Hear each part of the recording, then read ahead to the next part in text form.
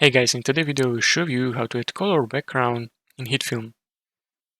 Ensure you are in the Media tab, click on the New and select Plain from the options.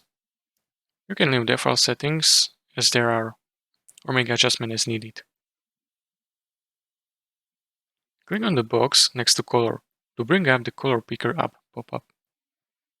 Choose your color, click OK, drag the color plane layer from the Media tab on the timeline to add it to your project. To control how long the color background appears, drag the end of the clip on the timeline to increase or decrease its duration. Now play back your video to ensure the color background is added seamlessly to your project. And that's it. If you found this tutorial helpful, please consider subscribing and liking the video.